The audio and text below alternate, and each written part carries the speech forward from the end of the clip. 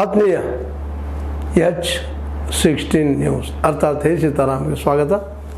ನಾನು ನಿಮ್ಮವ MISವ ಮಲ್ಲಪ್ಪ ಜೋತವರು. ಆದ್ಮೇಲೆ ವಿಶೇಷವಾಗಿ ಗಣಿ ನಿಮಗೆ ಹೇಗಾರು ಕೇಳ್ತಾ ಇದ್ದೀರಿ, ನಿರಂತರವಾಗಿ ಗಣಿ ಹರಾಜು ಗಣಿಗಳ ಮಾರಾಟ ಅದು ಕೇಳ್ತಾ ಇರ್ತೀರಿ. ಕಾಡನ್ನು ಒಟ್ಟಿನಲ್ಲೇ ನಾಶ ಮಾಡುವಂಥ ಕೆಲಸ ಮುಂದಿನ ಜನಾಂಗಕ್ಕೆ ಇಲ್ಲದಂಗೆ ಮಾಡೋದು ಕೆಲಸ ನಡೀತದೆ ಏನೋ ಅನ್ನೋದು ಸಂಶಯ ಮೂಡುವ ಸಂದರ್ಭದಲ್ಲೇ ಕಾಡಿನ ಒಪ್ಪಿಗಿಲ್ಲದೆ ಅಂದರೆ ಅರಣ್ಯ ಇಲಾಖೆ ಒಪ್ಪಿಗಿಲ್ಲದೆ ಈ ವರ್ಜಿನ್ ಅನ್ನುತ್ತಿರುವಂಥ ಅರಣ್ಯವನ್ನು ಅದೊಂದು ಬ್ಲಾಕ್ 7 ಬ್ಲಾಕ್ಗಳಿದ್ದಾವೆ ಸಂಡೂರಿನಲ್ಲೇ.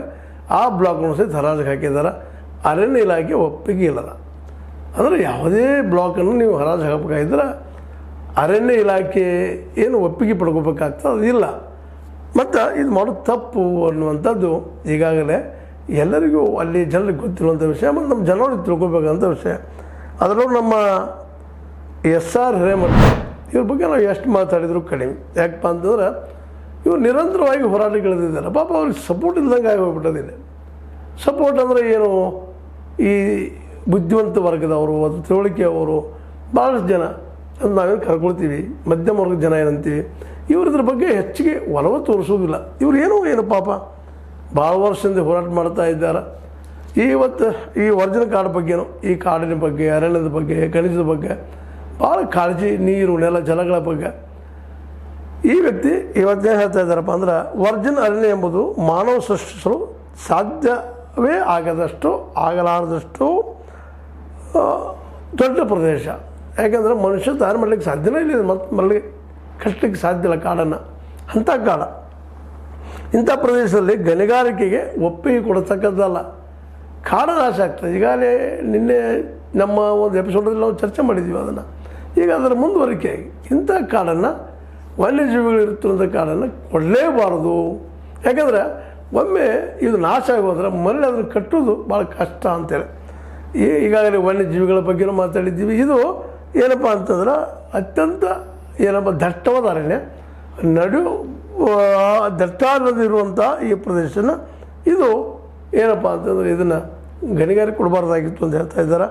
ಮತ್ತು ಈಗಿರುವ ಹಳೆ ಗಣಿಗಳನ್ನೇ ಇದರ ಉತ್ಪಾದನೆಗೆ ಬೆಳೆಸ್ಕೊಳ್ಬೇಕು ಅಂತ. ಈಗೇನು 7ರಲ್ಲಿ 6 ಇದ್ದಾವಲ್ಲ ಬ್ಲಾಕ್ಗಳು ಸಂಡೂರು ತಾಲೂಕಿನ, ಅವುಗಳನ್ನ ಬಳಸಿದ್ರೆ ಯೋಗ್ಯ. ಹೊಸ ತೆಗೆದ ಕಾಡನ್ನು ನಾಶ ಮಾಡೋದು ಎಷ್ಟು ಮಟ್ಟಿಗೆ ಯೋಗ್ಯ ಅನ್ನೋಂಥ ಮಾತಾಡಿದ್ದಾರೆ.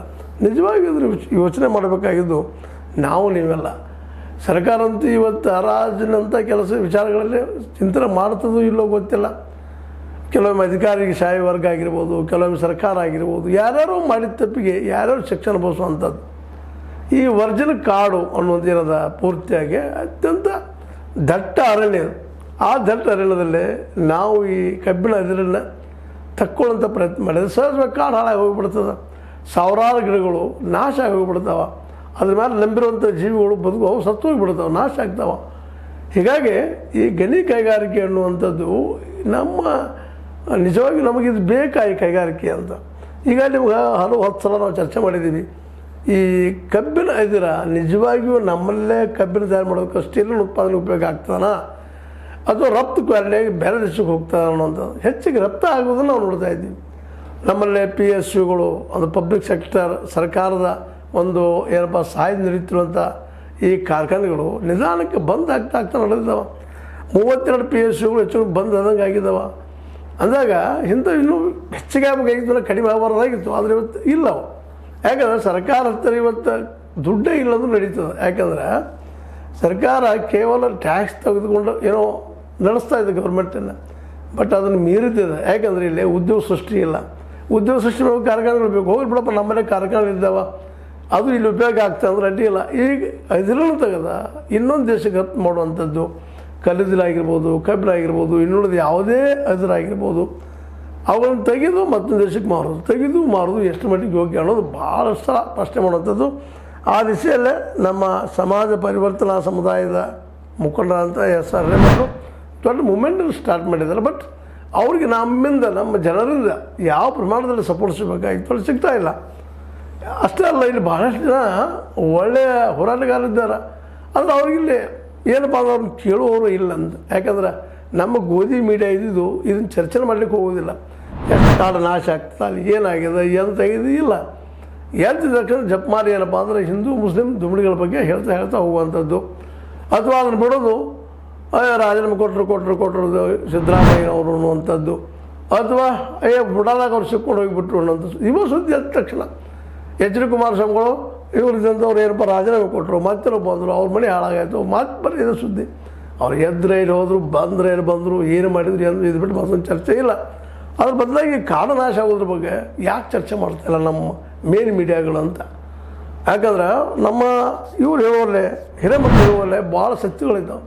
ನಮ್ಮ ಕಾಡು ಹಾಳಾಗ್ಲಿಕ್ಕೆ ಈಗ ಆಗಿದ್ರೆ ಇನ್ನೇನು ಭಾಳ ಉಳಿದಿಲ್ಲ, ಅದು ಹಾಳಾಗಿ ಹೋಗೋದು ಬೇಡ ಅನ್ನೋದು. ಯಾಕಂದ್ರೆ ಈಗ ಕೇರಳದಲ್ಲಿ ನಾವು ನೋಡ್ತಾ ಇದ್ದೀವಿ, ಭೂಮಿ ತಂತ್ರ ಕುಸಿದ ಬಿದ್ದು ಹೋಗುವಂಥದ್ದು, ಕಾಡುಗಳು ಬಿದ್ದು ಹೋಗುವಂಥದ್ದು, ಗಿಡ ಮರಗಳು ಬಿದ್ದು ಹೋಗುವಂಥದ್ದು. ಇದಕ್ಕೆ ಕಾರಣ ಅಂದರೆ ಈ ಗಣಿಗಾರಿಕೆ ಮತ್ತು ಕಾಡು ಕಡಿದನ ಇದನ್ನು ಹೆಚ್ಚು ಮಾಡ್ತಾ ಇದ್ದೀವಿ, ಬರ್ಬರ್ದು ಕಡಿಮೆ ಮಾಡ್ತಾ ಇಲ್ಲ.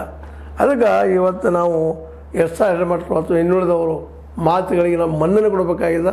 ಆದರೆ ಮನ್ನಣೆ ಕೊಡೋರು ಯಾರು? ನಾವು ಮೀಡಿಯಾ ಅಂತ ಸರ್ಕಾರದ ಪರ ಇರ್ತದೆ, ಅವ್ರು ಹೇಳಿದ ಸತ್ಯಪ್ಪ ಅನ್ನೋಂಗೆ ಹೋಗಿಬಿಡ್ತದೆ. ಅವ್ರಿಗೆ ತಮ್ಮ ಅಡ್ವರ್ಟೈಸ್ ಸಿಕ್ಕರೆ ಸಾಕಪ್ಪ ಅನ್ನೋಂಥ ಪರಿಸ್ಥಿತಿ ಬಂದು ನಿಂತಿದ್ದಾರೆ ನಮ್ಮ ಮೀಡಿಯಾದವರು ಸಹಿತ.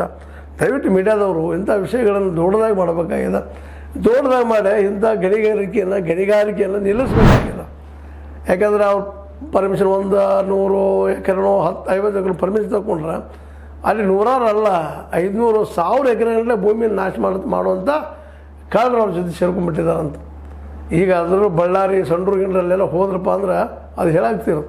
ಮತ್ತು ಇವತ್ತಿಗೆಲ್ಲ ಕೊಟ್ಟಿದ್ದಾರೆ ಈಗ ಹೊಸ ಗಣಿಗಾರಿಕೆಗೆ ಶುರು ಮಾಡೋದಕ್ಕೆ. ಇವು ಇನ್ನು ಅದ್ರ ತೊಗೊಂಡು ಹೋಗೋದಕ್ಕೆ ಅಲ್ಲಿ ಗಾಡಿ ಓಡಾಡ್ಲಿಕ್ಕೆ ಹಚ್ಚಿದ್ರೆ ಈಗಾಗಲೇ ಹಾಳಾಗಿದೆ. ಸಂಡೂರು ಮತ್ತು ಬಳ್ಳಾರಿಯ ಈ ರಸ್ತೆಗಳೆಲ್ಲ ಹಾಳಾಗಿ ಹೋಗಿಬಿಟ್ಟಿದ್ದಾವೆ. ಈ ಕಬ್ಬಿನ ಅದಿರನ್ನು ಹೊತ್ಕೊಂಡು ಹೋಗಿ ಭಾರ 10-15 ಕಿಲೋ 20 ಟನ್ನಷ್ಟು ಭಾರ ಹೊರುವಂಥ ಈ ಗಾಡಿಗಳಿಂದಾಗಿ ಅದಿರಿನಿಂದಾಗಿ ಇವತ್ತು ಬಳ್ಳಾರಿ ಪೂರ್ತಿಯಾಗಿ ಅದು ರಸ್ತೆಗಳು ಪೂರ್ತಿ ಜೋಳ ಇದ್ದಿದ್ದಾವೆ. ಹೀಗಾಗಿ ಇನ್ನು ಮುಂದಿನ ದಿನದಲ್ಲಿ ಇವೆಲ್ಲ 6-7 ಏನು ಗಣಿಗಳಿಗೆ ಕೊಟ್ಟಿದ್ದಾರೆ ಪರ್ಮಿಷನ್ನ, ಅದು ಅದರಿಂದಾಗಿ ಈ ಕಂಪ್ನಿಗಳು ತಮ್ಮ ಅದರನ್ನು ಸಾಗಿಸುವಾಗ ಈ ಟ್ರಕ್ಗಳನ್ನ ಇನ್ನುಳಿದನ್ನು ಓಡಾಡಿಸೋದ್ರಿಂದಾಗಿ ಇನ್ನಷ್ಟು ಹಾದಿಗಳು, ಈ ಬಳ್ಳಾರಿ ಜಿಲ್ಲೆಯ ಹಾದಿಗಳು, ಸಂಡೂರು ತಾಲೂಕಿನ ಹಾದಿಗಳು ಇನ್ನಷ್ಟು ಏನಾಗಿಬಿಡ್ತಾವೆ, ಕೆಟ್ಟ ಹೋಗೋ ಸಾಧ್ಯತೆಗಳೆಲ್ಲ ಇದ್ದಾವೆ ಅನ್ನೋಂಥ ಮಾತುಗಳು ಕೇಳಿ ಬರ್ತಾ ಇದ್ದಾವೆ. ಹೀಗಾಗಿ ಇನ್ನೊಂದು ವರದಿ ಪ್ರಕಾರ ಈ ಹಿಂದೆ ಅಂತಹ ಒಂದು ಅದಿರಿನ ದಂಧೆಯಿಂದಾಗಿ ಕಬ್ಬಿಣ ದಂಧೆಯಿಂದಾಗಿ ಸಾಕಷ್ಟು ಅಪಘಾತಗಳು ಸಹಿತ ಈ ಭಾಗದಲ್ಲಿ ಆಗಿದಾವೆ ಅಂತೇಳಿ ವರದಿಗಳಿದ್ದಾವೆ. ಯಾಕಪ್ಪ ಅಂದ್ರೆ 2020ರಿಂದ 2024 ಮಧ್ಯದಲ್ಲಿ ಸಂಡೂರಿನಲ್ಲಿ 1110 ಆಕ್ಸಿಡೆಂಟ್ಗಳಾಗಿದ್ದಾವೆ ಅಂತ ಸುದ್ದಿ ಅದ. ಅದರಲ್ಲಿ ಸಾಕಷ್ಟು ಜನ ತಮ್ಮ ಜೀವನ ಕಳ್ಕೊಂಡಿದ್ದಾರೆ ಅಂತೇಳಿ ಗೊತ್ತಾಗಿದ್ದದ.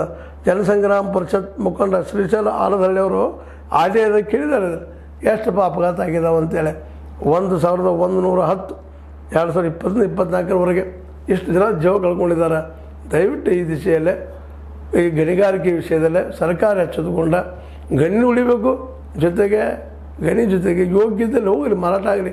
ಆ ಮಾರಾಟ ಆಗೋಕ್ಕಿಂತ ಹೆಚ್ಚಿಗೆ ಅದು ನಮ್ಮ ದೇಶದ ಇಂಡಸ್ಟ್ರಿಗಳಿಗೆ ಉಪಯೋಗ ಆಗಲಿ. ಬೇರೆ ಯಾವುದೇ ದೇಶಕ್ಕೆ ಮಾರ್ಕೊಂಡು ಬರೀ ದುಡ್ಡು ಮಾಡ್ಕೊಳ್ಳೋಂಥ ಕೆಲಸ ಆಗಬಾರ್ದು. ಅದರಿಂದ ನಮ್ಮ ದೇಶಕ್ಕೆ ದೊಡ್ಡ ಲಾಸ್ ಆಗ್ತದೆ. ಮುಂದಿನ ಜನ್ರೇಷನ್ಗೆ ಕಬ್ಬಿಣ ಎದುರು ಸಿಗಲಾರದಂಥ ಪರಿಸ್ಥಿತಿ ಬರ್ಬೋದು ಅಂತ ಹೇಳ್ತಾ, ಇಂಥ ಒಂದು ಅನುಮತಿ ಇಲ್ಲದ ಕಾಡು ಹರಾಜು ಮಾಡೋದು ಮತ್ತು ಹರಾಜು ಮಾಡೋದು ತಕ್ಷಣ ಸಿದ್ದರಾಮಯ್ಯ ನಿಲ್ಲಿಸಬೇಕಾಗಿದೆ. ಖಂಡ್ರೆ ಅವರು ಇದರಲ್ಲೇ ಒಳಹೊಕ್ಕಿ ಇದನ್ನು ಬಂದ್ ಮಾಡಬೇಕಾಗಿದೆ. ಇದನ್ನು ಮಾಡಬೇಕಾಗಿದ್ದೆ ಅದು ಮಾಡಬಹುದು, ಮಾಡ್ತಾರೆ ಅನ್ನುವಂಥ ವಿಶ್ವಾಸ ಇಟ್ಟ ಹೊಸ ಇವೇನು ಬ್ಲಾಗ್ಗಳು ಕೊಡ್ತಾ ಇದ್ದಾರೆ ಇದನ್ನು ಕೂಡ ಇನ್ನಷ್ಟು ವಿಚಾರ ಮಾಡಲಿ. ಗಣಿಗಾರಿಕೆ ಮತ್ತು ಅಲ್ಲಿಯ ಭೂವಿಜ್ಞಾನದವರು ಅಷ್ಟು ಮಾಡಿ ಈ ಭೂಮಿಯನ್ನು ಕಾಡನ್ನು ಉಳಿಸುವಂಥ ಪ್ರಯತ್ನ ಆಗಲಿ ಅಂತ ಹೇಳ್ತಾ, ಇದು ನಿಮಗೆ ಲೈಕ್ ಆಗಿರ್ಬೋದು. ಲೈಕ್ ಮಾಡಿ, ಶೇರ್ ಮಾಡಿರಿ, ಕಾಮೆಂಟ್ ಮಾಡಿರಿ. ಜೊತೆಗೆ ಸಬ್ಸ್ಕ್ರೈಬ್ ಆಗೋದು ನಿಲ್ಲಿಸ್ಲಿಕ್ಕೆ ಹೋಗಬೇಡ್ರಿ. H16 ನ್ಯೂಸ್ ಅರ್ಥಾತ್ ಸೀತಾರಾಮ ಸತ್ಯದ ಕೈಗಿರಲಿ ವಂದನೆಗಳು.